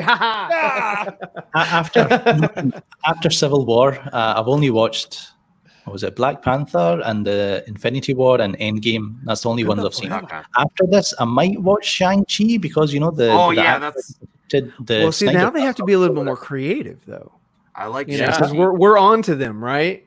So I think they have to. I think they're going to have to be a little bit more creative going forward. Well, because of this, this really has helped DC. The momentum has shifted away from Marvel because they're like stalled. Also, for better or for worse, their shows and their movies are interconnected so much that they might have to delay put some of these shows out because it relies on a movie release or whatever. I don't know. That's my theory, that because they were saying they're really going to try to do something in the show and then it has an effect in a movie. I don't think it has any effect on that Black Widow movie because, I mean, well, that they're just hanging on to that. I think it's great. I think it's great that as a DC fan right now, I think audiences are starting to grow up a little bit.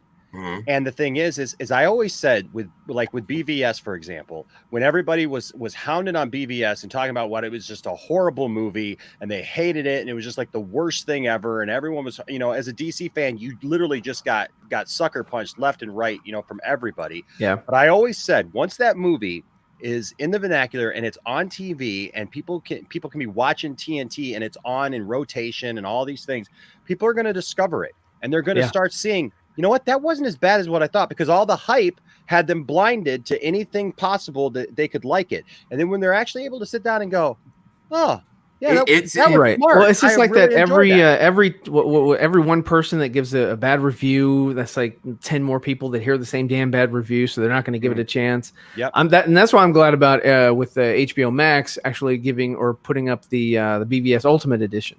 Yeah. So that people, again, general audience get to, check that out if they want to, if they want to. I never got a chance to see that. It's really good. Oh, it's really good. I just rewatched it. I just rewatched it again. When I'm on my job, I put it on the background on my phone and subtitles.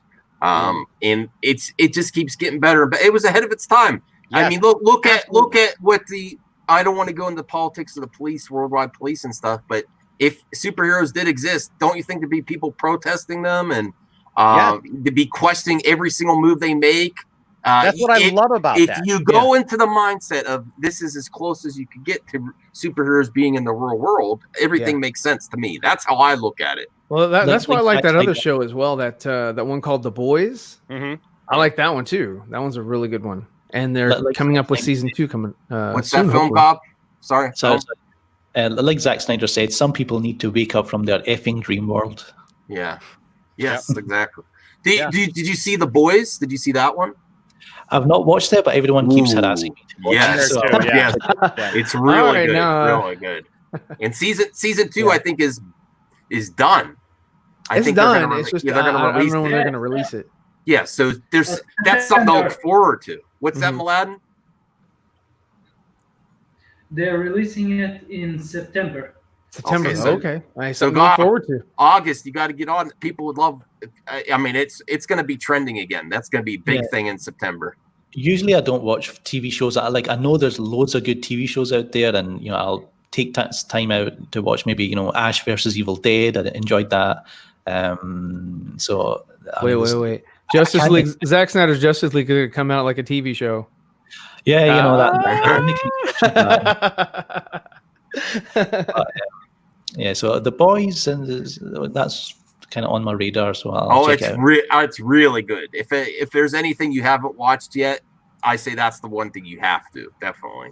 Yeah, I think that's the thing about the DC universe and Zack Snyder's picture of the DC universe is it gave us a snapshot of what these things would be in real life. I often said Man of Steel was the Superman movie that I always wanted to see as a Superman fan. As a diehard Superman fan, that is what I wanted to see. I wanted to see Superman. That is the Superman that people needed to see. All these people who've complained for years that he's overpowered, he never deals with anything, he never has to, face real problems or whatever. And there you got him going through that alienation and trying to figure out who he is and the world not convinced. Because the reality is if a guy showed up tomorrow in our darkest time with all these powers and all this stuff, we wouldn't just go, yay, let's just turn everything over to him and just give him all this praise. Like I love Superman the movie. Don't get me wrong. I love Superman the movie. And when Christopher Reeve shows up, hey, I get it. It's the time and stuff and people just accept it.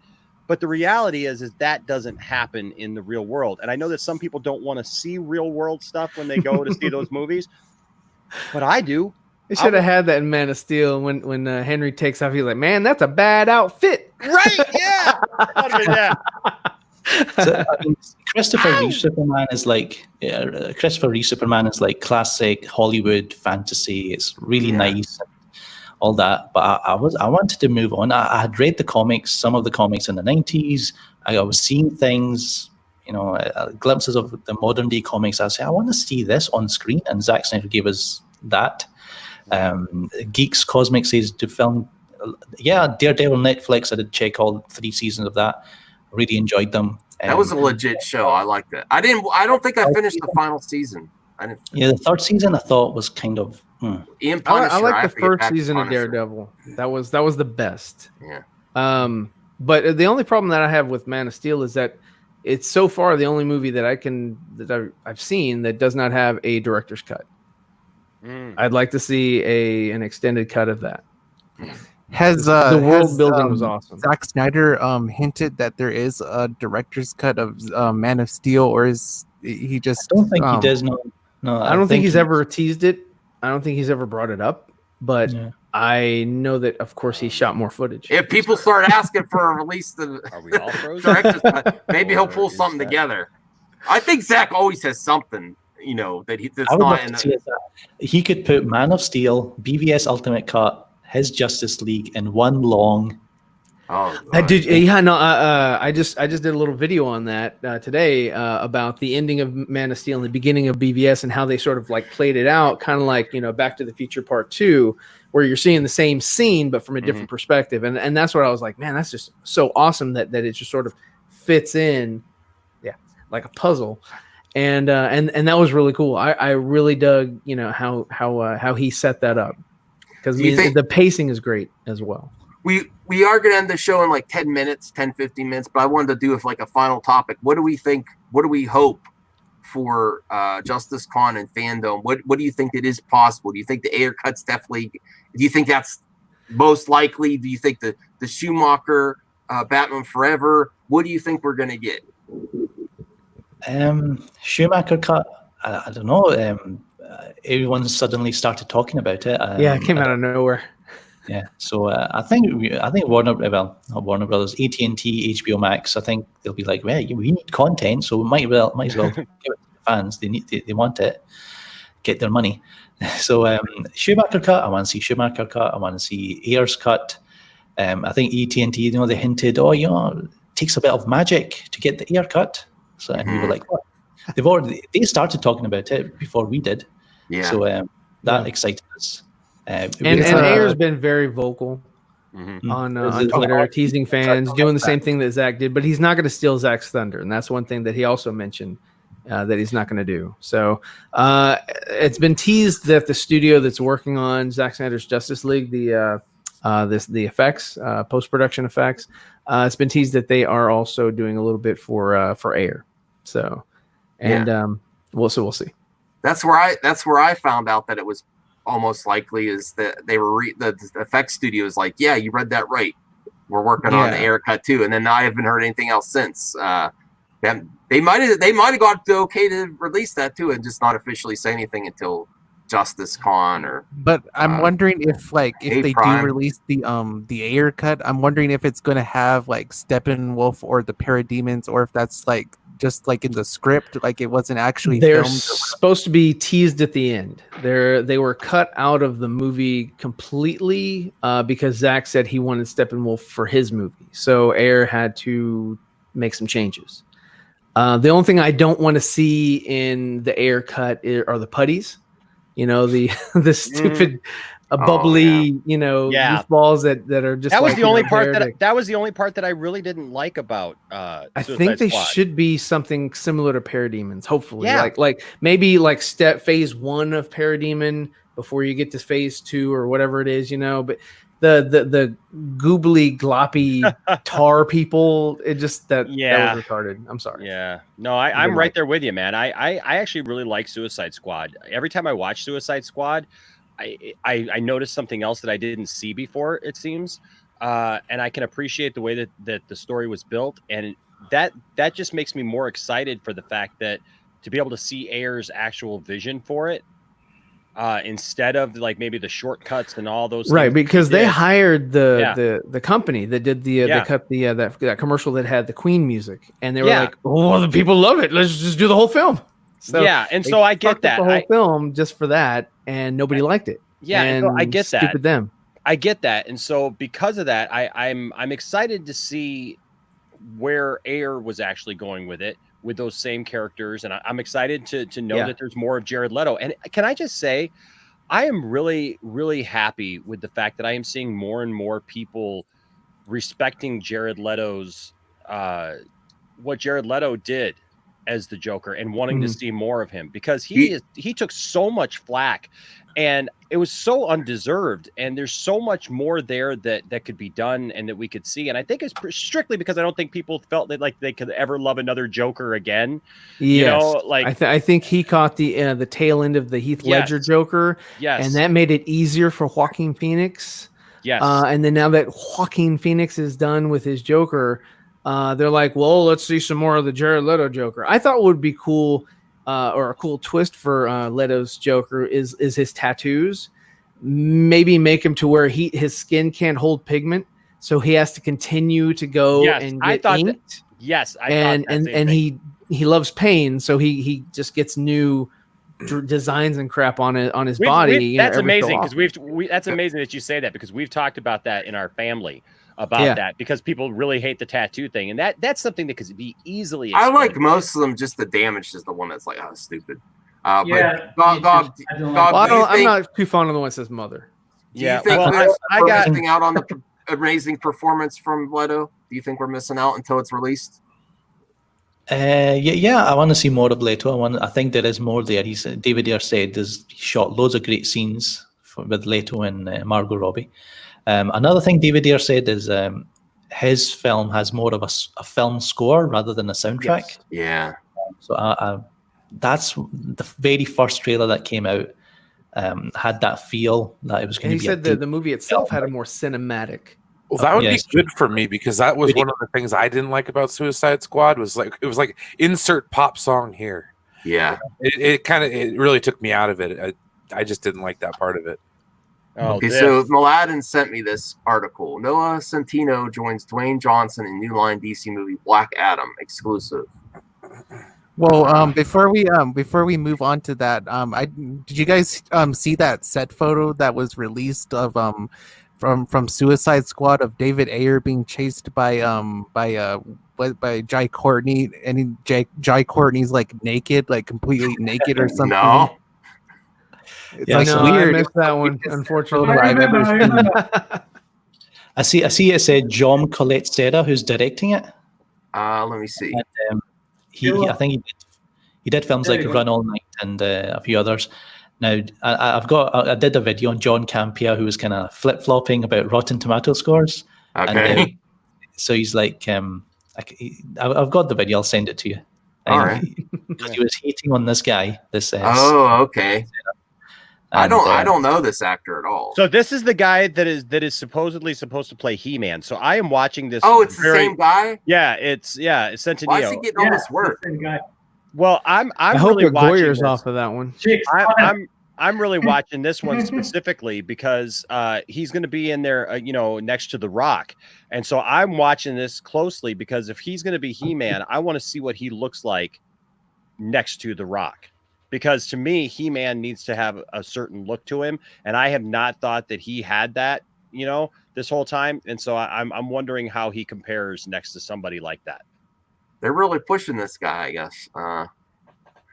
That's good news. Black Adam. I'm looking forward to Black Adam. What's the movie after the Snyder Cut that you're looking forward to the most?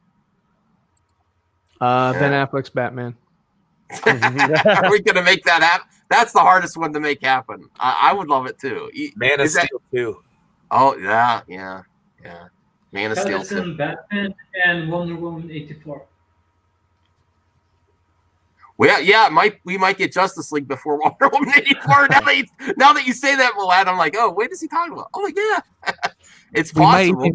We might even get the Snyder cut before we get Godzilla versus Kong. Honestly, at this point, because that movie's been delayed a lot too. Film Gob, he always works Godzilla versus Kong into the movie talk. He's like, I love. Are you a fan of the Godzilla universe? Yeah, and I didn't like I thought the Gareth Edwards, is that his name? Yeah, Gareth Edwards, the guy that did Rogue One. Yeah, so I thought that was okay. It was fine, but the Kong, Skull Island, and the last Godzilla, I thought were really good. I quite I thought they were like good, blockbustery, dumb, films. Yeah. Well, I mean, that's kind of like how a lot of the Godzilla movies from Japan were. They were like more of those like blockbuster type movies. They weren't like if you watch the original Japanese Godzilla, it's really political. It's really gets into the kind of paranoia. The first one from 1954, the very very first one. We're talking like the music score, the theme is amazing. So I watched it. I watched it for the first time, and then I watched King of the Monsters, and I was like, all right, I can see that what they're doing. They, a little bit of tributes here and there throughout the film to the original. So I finally understood Godzilla, because before I was like, what's the point of this thing? Just comes in, wrecks cities, and that's supposed to be what is this? So I finally understood what Godzilla is. So I'm looking forward to the next. Yeah, MX Bravo's saying you just like Kong because Bree's in it. I don't think she. No, that's you, Max. Yeah, because listen, Film Gob may not. I'm not just a Bree simp. I became a fan of her after I saw how many people she triggers on YouTube videos. I didn't like her to begin with either, and then I want that power of just put my arm around C-3PO and make the internet cry. I want that power. Listen. I did a live stream. I did a live stream reaction to her latest video, and people are like, "Why are you doing this?" I was like, "Do you like it? I don't care. Yeah, I'm supporting my girl Bree." Yeah, Bree. Grace. I think I saw you on Twitter saying I'm about to join the membership. Did I see that, Film Gob? Were you tempted? I'll do it. I swear. You do it? I want to join her club and see if she lets me phone in on a live stream. Oh, I was thinking about doing that too. Oh, I got a new guest. You should, Max. All right. I got to compete with Gob. For Grace. Prime, are you there? Yeah, I'm here. What's good, gentlemen? How y'all feeling tonight? What's up, Prime? What's good with everybody? What's good? Well, 2020 sucks except for DC. Being a DC fan, it's the best year for DC. It would be. The year that sucks is the good year for DC. Yeah. I mean, yeah, it is, but it really Marvel shouldn't even be on anybody's mind, and just in my estimation, because we've already got that arc with their movies. Yep. So it really shouldn't really be in anybody's real interest to really, not unless you're an extreme Marvel fan. I think a lot of us were Marvel fans, but we're Marvel fans, but we're diehard fans of DC. So it's good to have both. It's good to have both as a whole. But Marvel did their time. Now it's time for DC to do what they got to do. It's about time. So that's how I look at it. And the question I want to allude to what you just asked before, which movie that I'm really looking forward to in the DCEU after Justice League, I'm just going to say Suicide Squad. Okay. Because we're going to get the full movie that Air is going to have. Which I was talking about the actual Joker. I tried to put in the chat. That Joker is fully comic book accurate. Now remember, pertaining to the general casual audience, in the general audience, the only Joker that everybody knows is this: Jack Nicholson, Heath Ledger is basically the movies. If you read comics, if you actually read the books, if you look at the all versions of the Joker and each adaptation of all the Batman books, you will see each one. A lot of people don't know that Joker with the tattoos. That's in which Batman is that one? I'm trying to think. I'm trying to think of it. It'll come to in a minute, but it's in the actual. It's in a book, and y'all got to look at that. A lot of people don't know that Joker. Yeah. The other Joker with the clown suit, or like with the actual the suit. A lot of people know that Joker, which is actually original Joker, is really in from the games, the animated series. So that's what everybody is accustomed to. But with the actual tattoos, with the grills in his mouth and stuff like that, yeah, that Joker is all in comics. So you take bits and pieces. That's what Ayer did. Took bits and pieces of parts of the comic, and he just put it in the actual movie. So you have to take it for what it's worth. And I'm glad that. And the reason why I say the Ayer cut is that now we're going to fully get to see Leto's Joker fully. I think a lot of people was anticipating that, because you got to remember they changed that character, and they changed the dynamic of Harley and him. Because everybody know Harley and Joker don't have no lovey-dovey relationship. Everybody knows that. You know, they are a domestic violent relationship. Harley calls a lot of the shots, but Joker basically antagonizes things by being an antagonist with fear. And she's obsessed with him. So we should see that dynamic. And people want to see the actual love scene with Deathstroke and Harley. A lot of people don't know there's a scene that's in the Arkham Knight animated movie where she's where they're in the hotel and they getting it on before they start the mission. It's in the book. It's in the Suicide Squad comic book with them having a relationship. So if you read the books, you would know these materials. So a lot of people, they just don't know that the general casual audience is going to get that with these movies that's going to be coming out. So it is what it is. So that's what I'm looking forward to. I'm looking good answer. Prime dropping fire. He always does. He always does. He's always dropping fire. Yeah. You get him going, you get smoked. I really am looking forward to the Ayer cut. And while you were talking, Prime, I have a separate question.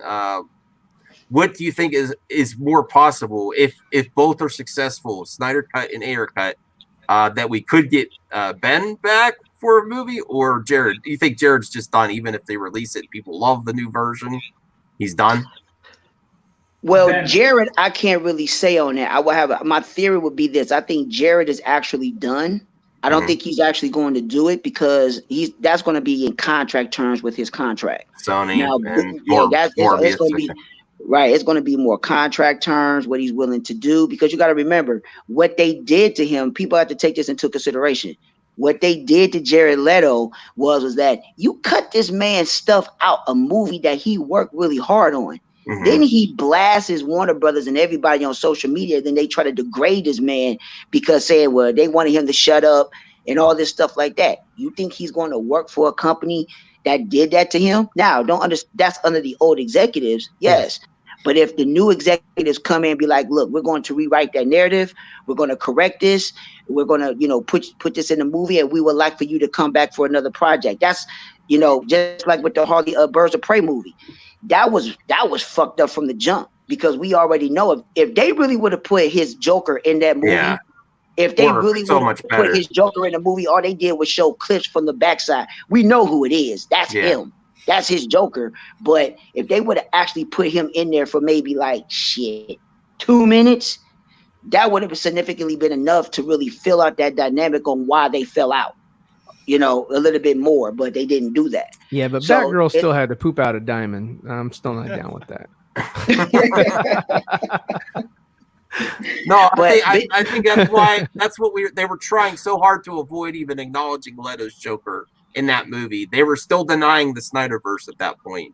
Yeah, they was. Well, if Zack's movie is successful, the Zack Snyder Justice League, Leto's probably going to do something with Zack, because he wanted him in the second installment of his opus, in that he's working with Batman and Deathstroke in the future, trying to stop Darkseid. So I think Leto would come back. Also, if there's any other reason why Leto wouldn't come back, is for his vampire movie or whatever he's doing for Marvel. Morbius, yeah. Oh no, not it is Marvel, but Sony.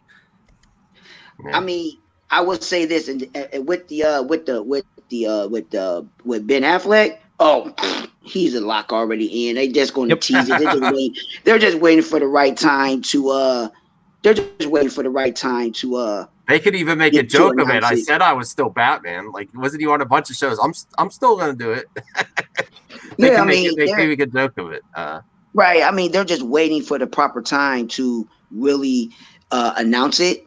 because Ben is going to do it. I think like people have to read between the lines of all this stuff. It's like Warner Brothers and HBO Max are going to rewrite all this wrong. So for Zach to even do his arc or finish anything pertaining to his art, Ben Affleck has to be a part of it. He has to.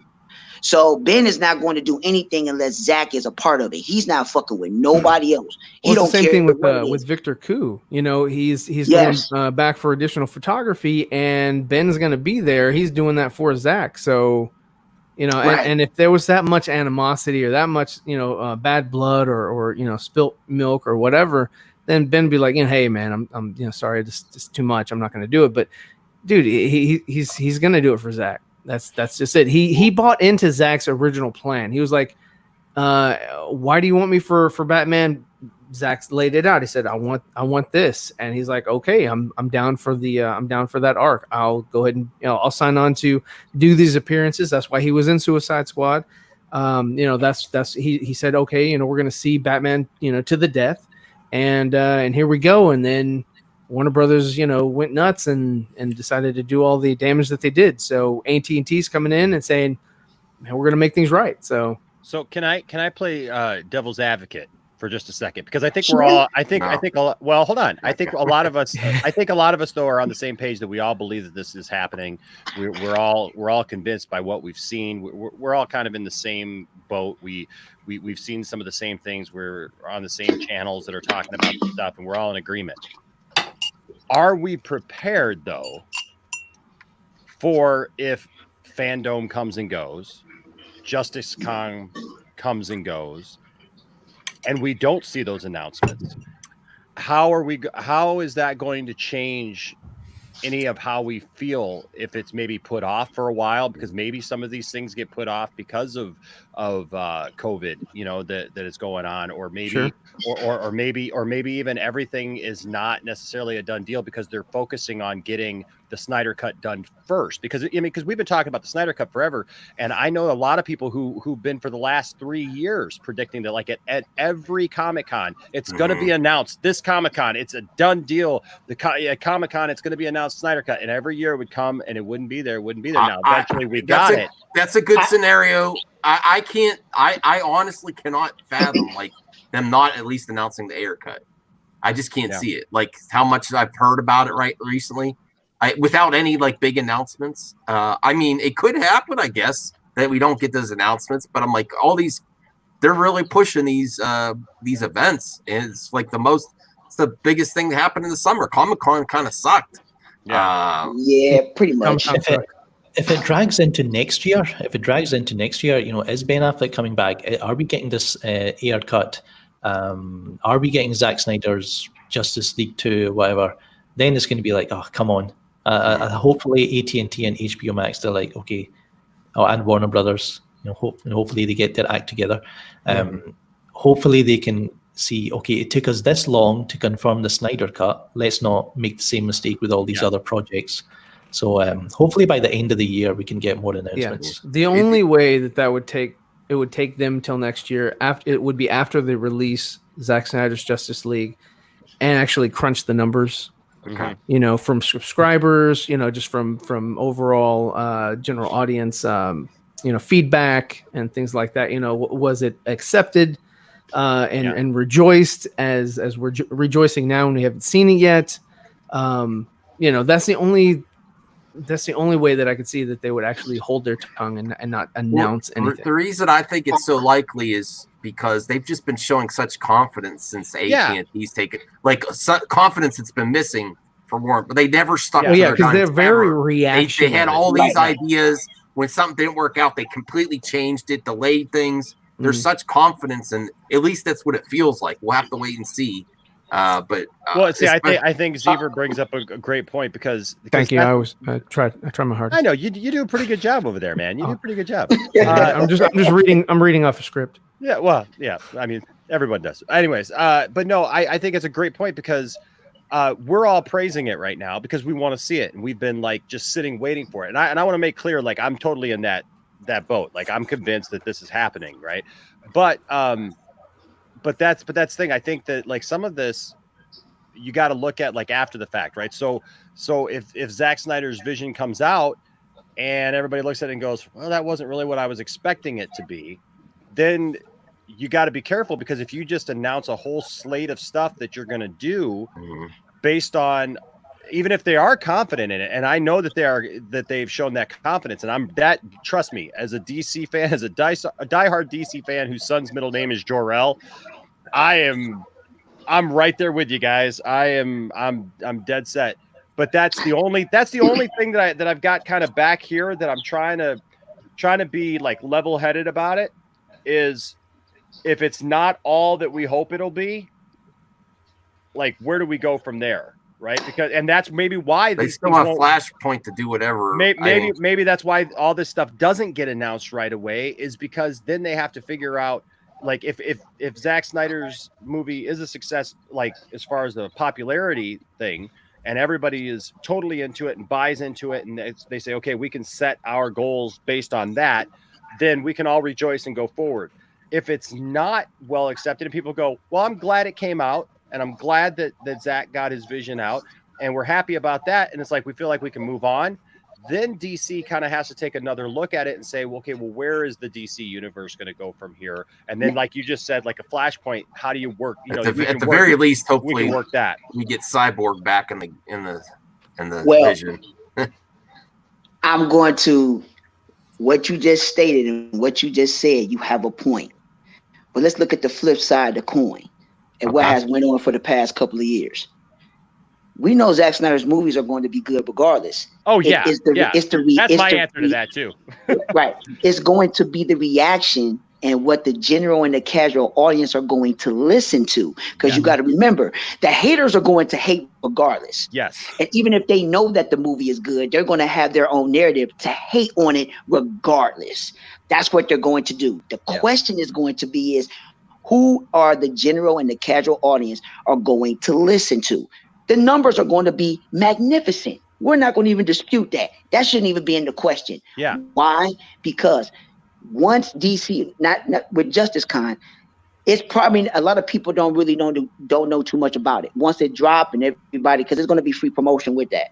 So once everybody starts seeing it and they start watching it and getting that little news, let's just say hypothetically, I got a feeling that I got a huge feeling that Zack is going to drop. I got a feeling that Zack is going to drop something that's going to give a lot of attention. He's going to give a lot of attention to Justice Con if he drops something. Now, when it comes down to DC fandom, the key thing that's going to be at DC fandom that a lot of people don't know, if they know the list of everything they're going to introduce, they're going to break down what the multiverse is going to be. They're going in that direction. That's why I've been talking about the multiverse for the past couple of podcasts, so people can understand what the multiverse is, because a lot of people don't know it, and all these variations of what's going to happen. So when Justice League's drop, when it drops, it's going to be fantastic. It's not about now what the material is going to be. It's about what the general audience is going to take, and are they going to understand it? And remember, it's no compromise with this stuff. Everything has no compromise. I mean, everything is not compromised. We're going to get everything straightforward. Whatever that is going to be, there's not going to be nothing cut out. Everything is going to be put back in. It's going to be the way it's supposed to be. So that's with the air cut. That's with all the material. Nothing is going to be hijacked from higher ups. You're going to get the real deal. So the fans is going to get what we want. It's up for the general casual audience on who they're going to listen to, because it's going to be a lot of them that's going to ask what's going on, and they ask those people, and then if they watch it again, then they'll get it. It's just like with BVS when the Ultimate Edition came out, people accepted it, and they were saying, why wasn't this released in the first place? Yeah. So you're going to get that. You're going to get that situation. So that's my outlook. The critics are going to be sharpening their swords, and we're going to be going to have our shields ready. Yeah, exactly. You're right. Hold everyone, hold for the embargo to drop, and we're going to fight the critics all day. Yes, like we did with BVS. Yeah, it's going to be one of those Rotten Tomato wars. Where we have our work cut out for us. We got it. We can't go silently. We got to keep talking, especially when it ramps up to release. We got to be talking about all the time. Geeks Comics Entertainment is wondering: do you think there will be a secret movie announced, or is it just people that are going to be in the movie or character announcements. Do you think they actually have another movie up their sleeve? Slots. Okay, so like for DC Fandom, they had a drop-down menu, and at the bottom of the drop-down menu to ask questions about, they had like, Black Adam and Zack Snyder. They had a section for him. Yep. They had two down below that said, Secret Movie 1 and Secret Movie 2. Now, I don't know if they did that crap on purpose, or if that was an accident, or if that was just a placeholder, somebody, just a slip That's up. on purpose. Yeah, I mean, it could have been. It could have been, and because then they threw from other sources, they threw out like a couple movies. It was Zatanna and the Justice League Dark, and Constantine as well. And I think they were just trying, because they do this a lot, as far as like just trying to get feelers out there. Like do people give a crap? Do they not? Mm-hmm. Same thing with the Keaton news. They were like, do people care if he's in Flashpoint? Do they not? Oh, yeah. It's sort of putting feelers out there. Like that would be great. I'd love to see. I'd love to see 3 Batmen in the Flash. I'd love to see Ben Affleck, Keaton, and then what's his face from Watchmen, Thomas Wayne. What's his name? Jeffrey Dean. I'd love to see all 3 of them in one singular movie, and I think that would be amazing. But they could just kind of put feelers out there to see if. What's that? I'm laughing at Phobic's comment. Sorry. Okay, no, that's okay. No, I would love to see this. So I don't know if they actually have secret movies, or if that was just something to throw at the fans just to kind of play with them. I have no idea, but that's what he was talking about. Marketing is a beautiful thing, because you can manipulate certain things. Now, a lot of people can be extremely anal. They be like, well, you said this in your marketing. Sometimes when you market certain things, it's just to get people to watch your stuff. But sometimes you have to really word it or fabricate it in a way so people really don't, how could I say, the serious ones will catch on to it. The ones that really don't care and they're just watching it just to be watching it, they're not going to look at all the details fully like that. The real hardcore people will look at it like that. So when you market certain things, you just really got to watch how you word things and what you put out there. So like you just said, I believe they're going to have something secret about a movie. For instance, the one that I'm thinking is the theory that's going to be out, because now I think this will happen. When the Snyder Cut is released, when Justice League is released, they're going to release the first part in theaters. The rest is going to be on HBO Max. If that so happens to be the case, and that happens, that's huge, because they can get, not only that you'll have a blockbuster movie going into theaters, that's if this COVID crap ain't whatever that is going on here, but if that so happens, but that would be, for what they said, that's in May. So we got a while before that even gets here. Yeah. So if that so happened to happen, let's just say we're going to put this portion of the Justice League in theaters. We're going to drop the rest on HBO Max. That's what we're going to do. I don't know if I'd like that, though. I'd like them to have it in theaters too. But not that you have I think that they would do it in reverse, possibly because of the COVID thing, but also to sort of build up, because Zack Snyder's movies are like really good for rewatchability factor, and in that they have like a lot of different, what do I want to say, layers.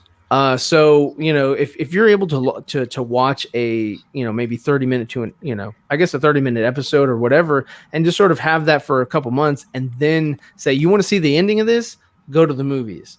That might also do. I mean, you think that'll make people upset that subscribe to HBO Max for it though? If they pushed it so hard, it says it's on. It does. They did advertise only on HBO Max. People subscribe for that. Right, but the thing is that that's where marketing comes into play, on how it can be very tricky, because like I said, if they decide to put that first part in at the end of the theater and it's a cliffhanger, you can watch the rest on HBO Max. It will not be in theaters. People will be like, oh shit, now we got to sign up for it to see the rest of what is going on, because you got to remember, what if he just showed the first part in theaters, the second part is going to be in HBO Max. It's all type of possibilities on what they can do with it. Now, if it's just going to be strictly on HBO Max, well, people going to sign up anyway. But it'll be something different that's never been done before. Why not be the first to do something like that? You drop the first part in theaters, and then you do the next of the part, and you just drop it on the streaming service. You think people ain't going to get ready to watch that? That would have been the same thing if they did that with the Avengers. Let's just say if they did Infinity War and they decided to put Endgame not in theaters and they decided to put it on a streaming service, they would have got the same reaction. People would have signed up for whatever it was going to be on like crazy. Or if it was just $19.99 like they're doing now, or $30, people would have paid for that to watch it. So either way it go, depending on how you market it and how you put it out there, people are going to pay their money to watch something, especially if they're into it. So they have a lot of possibilities on how they can do it. That's just my theory and that's how I'm looking at it. Cool. I do think that there's going to be a big announcement, because my rationale is at these at Justice Con and Fandom is because if you want to announce something big and you already released the Snyder Cut, you got to have something else up your sleeve. That's why I just keep thinking like. But that they also launched HBO Max and want people to sub, so that's the caveat. But I just got to think you release the Snyder Cut and make it official then, and not at Justice. You got to have something else big too. You got to keep the momentum going. Is my thoughts. Yeah, I mean it's a lot. But Zach go drop a trailer at DC Fandom. He gonna do that. That's true. To be the bigger trailer. Yeah. He gonna drop a bigger trailer there. So, and then the announcements with all the other stuff. So, I mean, they're gonna have a lot of stuff. I forget. I got the article and I got the link of the whole list of what they have was going to be at DC Fandom. So how it's going to be in order, what they're going to have, and what they're going to showcase, and then certain things. Then they say special announcements and stuff like that. So, like I say, it's going to be huge, and I'm glad he's going to drop a lot at Justice Con too for Saturday. Yeah, because he's the last speaker. And it goes till question mark, and we all know how late question mark is. And that's the thing. That's cool. That's going to be that's my wonder right there. What is he going to show? That's my thing, because he's going to show something. He's just not going to be on the panel and not just be like, okay, I want to make this Justice Con be jumping.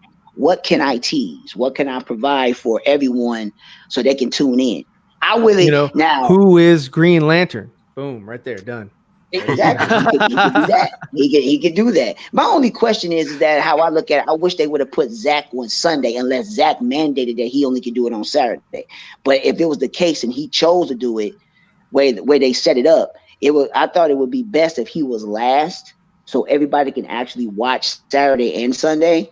But I know people gonna watch the whole thing, but Saturday he might show up somewhere on Sunday. He might, but Saturday is the big day for everyone. So, and everybody going to be anticipating that for Zach. So I hope he has something real big, which I know that he will, but we just don't know what it is. So hey, I'm ready for Saturday. I can't wait. I can't wait. Me either. Well, it's something good to look forward to. It's almost 3 for me now, so I'm pretty much gonna end the show. But I appreciate everyone coming on. I got to get you on again. I love having you. Film Gob. Yeah, man. No doubt.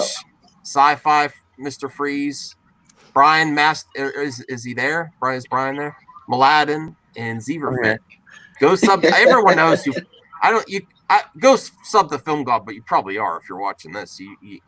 Every DC fans that I know is sub the Film Gob. All right, everybody know the Gob. Yeah, everybody knows Gob. yeah, everyone knows Gob. Yeah. If you're not with the Gob, you're gobophobic. I don't want to be accused of that. I know a few. You're a gobist. You don't want to be a gobist.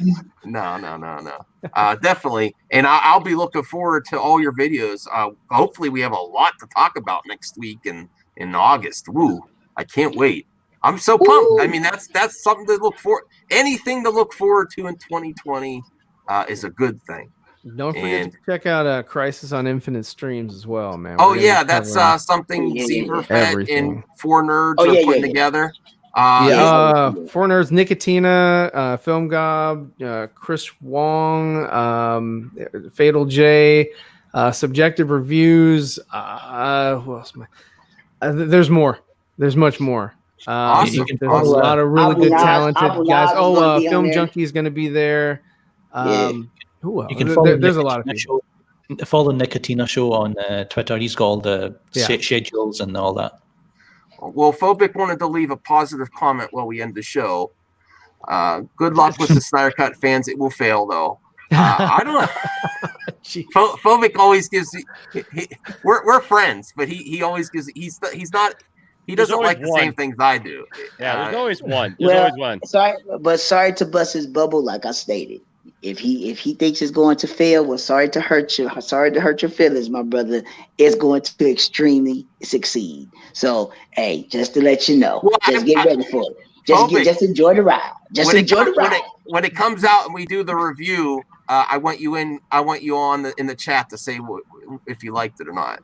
No bias. Don't go in waiting to hate on it. You have to just give it a fair shot. You got to pay to hate, huh?